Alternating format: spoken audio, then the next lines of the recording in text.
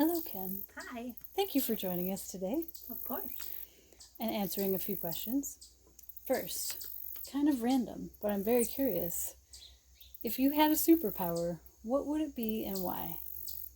So, if you're familiar with The Watchmen, I would want Dr. Manhattan's powers. So he can teleport wherever he wants through the universe, and he can be in multiple places at once. But the only thing I would change is that I would want emotions because he's very cold and not very sensitive at all. So, but that way I could be in multiple places, doing multiple things, get a lot done, enjoy myself at the same time. Sounds pretty ideal, yes. Yeah. Second, what was the most challenging thing that you faced professionally in this last year? Might be a few choices. Yeah, so that's a big one. I think this year is the first year where I really feel involved with the strategic planning, which is a big new thing on my plate. So being in charge of big projects instead of just being part of the team, that's new for me. And then with Jen retiring, I know this is two, but with Jen retiring, that has been a challenge as well, because our jobs overlapped in a strange way. And so figuring out, how to cover while she was gone until we got Tina, and now figuring out how Tina and I meld and adjust. And yeah, it's been a learning curve, but it's all good. Awesome. Last, I think it's sometimes the best question and the most challenging question for everybody. So if money wasn't an issue, what would you wish that Audubon could do in the near future? Or in the future in general? Yeah. With my heart being the animals here, I would love to completely overhaul the discovery room, which we're already starting to do little bits, pieces here and there. But if money and time were no worry, then definitely amp up the discovery room. Awesome. Terry, thanks for joining me today to answer a few questions. So first question, what is your favorite type of bird and why? My favorite bird is the bluebird, which is a family of the thrush family. And I have them nesting in my backyard. And they are birds that almost went extinct, but due to a lot of conservation, building nest boxes and so on, they have made a remarkable comeback. Excellent. Second question. If you had kept track over the years, how many times do you think you've hiked the Audubon trails? Oh, golly. I've been hiking down here for over 10 years. I'm sure it's got to be at least 1,000 times. And I still haven't grown tired of it. Excellent. Last question, and maybe your favorite, I'm guessing. If money wasn't an issue, what would you wish that Audubon could do in future years? What I wish is that we could expand the building. We need the space. We are a growing organization. And when we expand the space, speaking as somebody from maintenance, we need more storage space. Absolutely more storage space. For all that stuff, right? For all that stuff, because every time there's a new program, there's always stuff that has to be stored away until next time. And we are running out of space. Matter of fact, we are out of space. Chelsea, hello. Hi. So, a few questions for you today. First, what is your favorite local place to go for a hike? Depends on your definition of local here. Really, really close, really short hike is Dobbins Nature Trail, which was a savior when I was working at home for the midday, but like actual hikes, probably Little Rock City over by Salamanca, just because I like rocks and elevation. Very cool. Second question. How would you, or do you, describe this place, meaning Audubon and Jamestown, and the place you now live, to your friends and family who have never been here? The whole thing?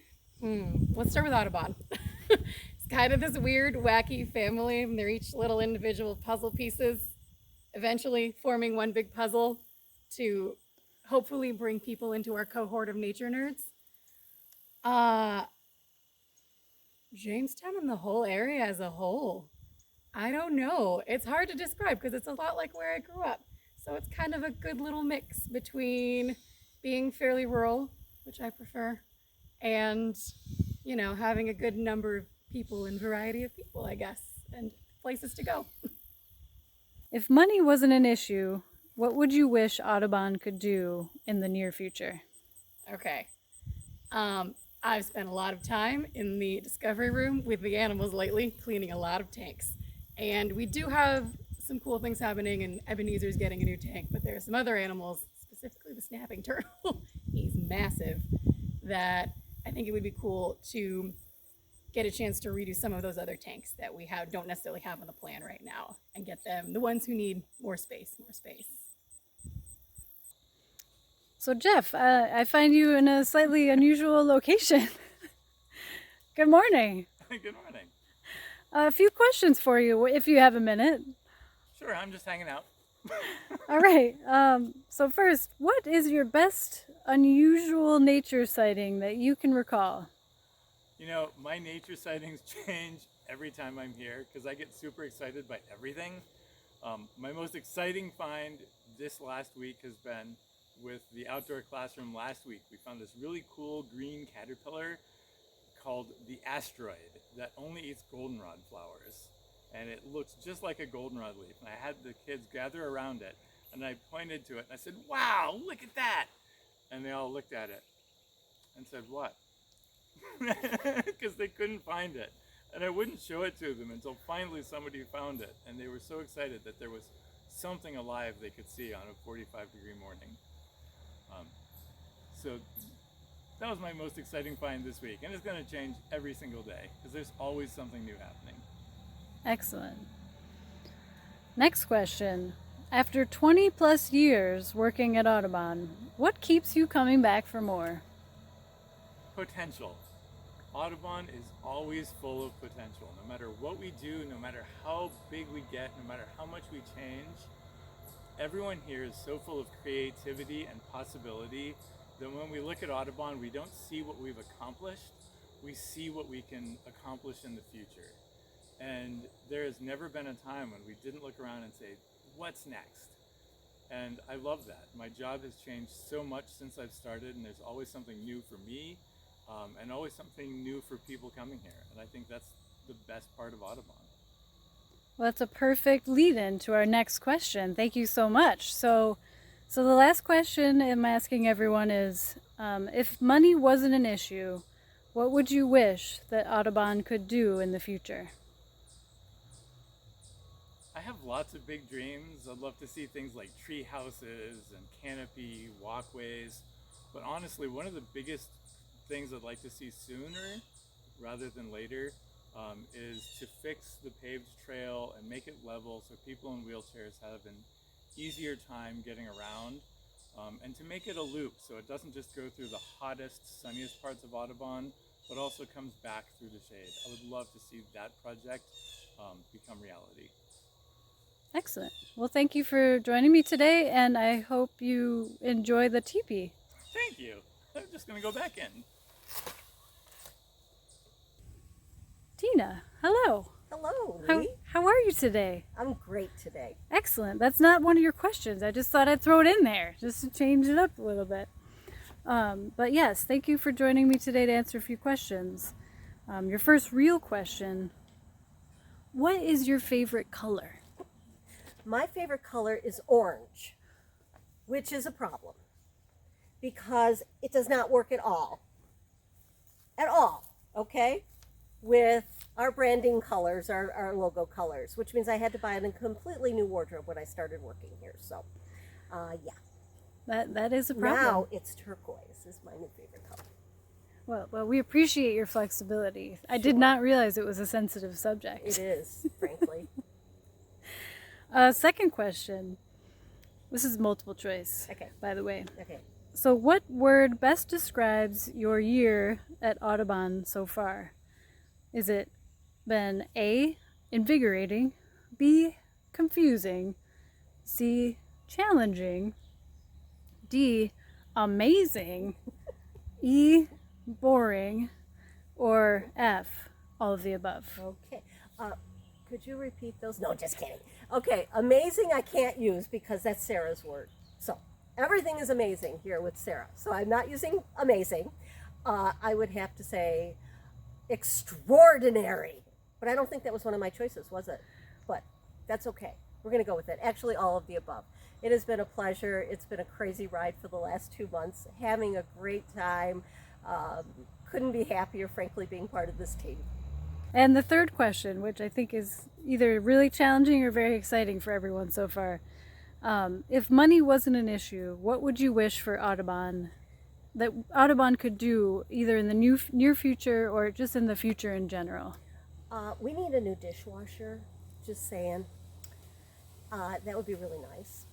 I was really hoping that we could figure out a way to clone everyone so we could actually all leave on time and take vacations, which is well deserved because everyone here works like crazy.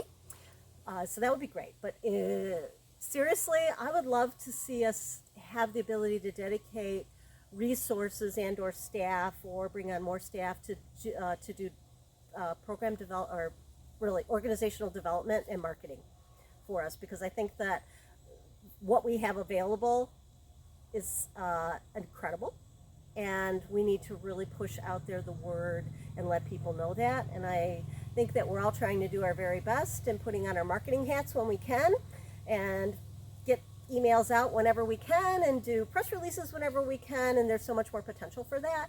So that's what I would love us to be able to see and do, is continue to build the membership base that we have here and really market the programming that we do. Hello, Sarah. Hi. Thanks for joining me today. A few questions for you. Sure. Question number 1. What is the favorite thing that you grow in your garden every year? I think it probably depends on the year. Usually try and grow new stuff every year.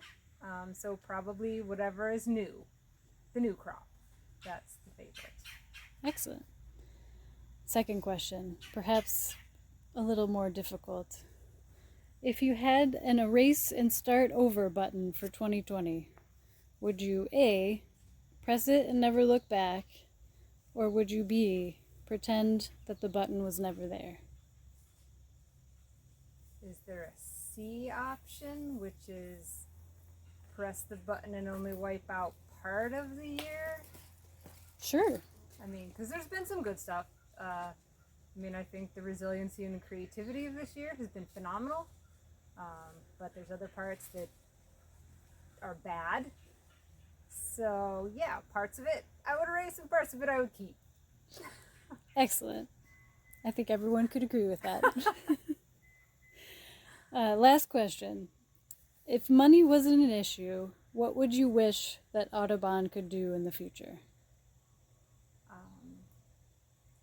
I think provide a more structured outdoor education facility. So I think, again, one of those things from 2020 that we've all learned is that the current education system needs some work and can't handle anything outside normal. But I think there are lots of better ways to do education. So I don't know what that looks like: nature preschool, nature school, nature something. But yeah, that would be cool. Joanne, if you didn't already live in Pennsylvania, where do you think you would live and why? Let's see. I would live close to the shoreline, I think, if I had my choices. Whether it's on Lake Ontario, near where I grew up, I'm used to that, or the Atlantic Ocean somewhere would be a dream spot to live. I like being near where something's bigger than yourselves and feeling that and being part of that in your everyday life. Great. Second question. What is the most interesting phone call that you've ever answered at Audubon? This is hard because the ever answered, I'd have to probably put it into a category, especially this year. The phone calls where people are really concerned about birds that they have and how to take care of them and they are just doing their best to care for something other than themselves, and they're caring for this fragile creature and hoping to help their children learn about how to care for animals and be compassionate. And so if I can be part of listening and helping them even a little bit with what to do next and where to get extra help, those have been the most important for me to be part of, I think, and most interesting for me. Great. Last question. Maybe the most challenging, or maybe the most easy. If money wasn't an issue, what would you wish that Audubon could do in the future? Something big for education. We're already expanding into nature education in a big way, and just one step further, whether it's another building or a bigger program where we have enough money for more staff dedicated just to that, staff and space. I think there's a real need, not just Warren, Jamestown, but it's happening around the country. And I think we have the ability, because we have the history, the background, and the development has been happening. So if there was a major push towards nature education in a big way. So that's all. Hey, Katie. Hey! What are you doing over there? Playing in our new mud kitchen. Awesome on this beautiful sunny day. Well, can I interrupt you for a minute? Absolutely. Excellent. Well, I have a few questions. I've been asking the staff a few questions, so I'm just going to get right down to it. So, really important question here. What would you say is your favorite way to spend time in nature? Ooh. Mucking about. That's what I call it. So I pack my backpack full of a camera and a book and a journal and snacks, of course, and then go out on a trail and do whatever the day calls for. Sitting by flowers and watching insects, hiking for a long distance. Sometimes it's even taking a nap outside. That sounds pretty awesome. Excellent. All right, second question. Might have to think about this one a little bit. What was your favorite kid quote from this year's day camp program? Ooh, there were a lot of good ones. But my favorite one was when we were getting ready to go on a hike, and I was asking kids if they needed sunscreen or bug spray or change of shoes, and a camper said, "I don't need bug spray or sunscreen because I have mud." That is so perfect. And now we have a mud kitchen that we can make mud for that purpose. The perfect consistency for sunscreen mud or bug spray mud. Excellent. And the last question I've been asking everybody, because I'm just curious, if money wasn't an issue here at Audubon, as it typically is, what would you wish for Audubon? What do you wish we could do, either near future or big future? I'm so glad you asked. Oh, wow, she's prepared. There are a lot of things, but I would say on the top of this list would be to hire more people so we could do all the awesome things on this list. That is amazing. Thank you so much for taking a few minutes with us today, Katie, and thank you for everything you do. You are welcome. Mud soup. All right, Leigh. Now here are a couple of questions for you. If you could be a plant, what plant would you be and why? Yeah, this is a good question, and thank you for writing my questions, Katie. I kind of needed some outside input. Being a gardener, my head goes straight to vegetables and fruit. So I think if I were a plant, I would choose to be a pea plant because it's one of the first things up in the spring. I always am super excited to plant peas because you can plant them like in March, which seems crazy. And then they get snowed on and they like get blown over, and then they just when you think they're going to grow a little more, they get knocked down again, and they're just so vigorous, but they're also really delicate and beautiful. And I love the little spiraled tendrils that they grow, and they like latch on other things to pull themselves up. And this sounds like a very like well thought out metaphor, but I actually just kind of started talking. And yeah, they have really beautiful flowers too. The flowers are really unique and they're delicious. So yeah, multi-purpose, vigorous, and just kind of a fascinating plant. All right. So we know this year has been a challenge because of COVID-19. What is one change you've had to make this year at Audubon that you would keep after this pandemic is over? Definitely wear masks all the time, because it's really fun to try and guess what someone's feeling or thinking when all you can see is their eyeballs. I've gotten to know some expressions of staff through their eyeballs. Some I'm definitely still very puzzled by. I think I would keep the ability to think differently. I think that has posed a lot of challenges for us because it takes a lot more energy. But it's been really fascinating to watch for myself and for everyone else, and how we look at something and how we've always done it, and we have to think of 5 different ways that we could maybe try and do it new. So that is something that I hope we continue as a staff and as a society, that we continue to realize, like, yeah, adaptation is part of humanity, and we need to really continue to embrace that. All right. If money wasn't an issue, what would you wish for Audubon in the future? This is a great question, and as Katie's example, there are many things that we would all wish for.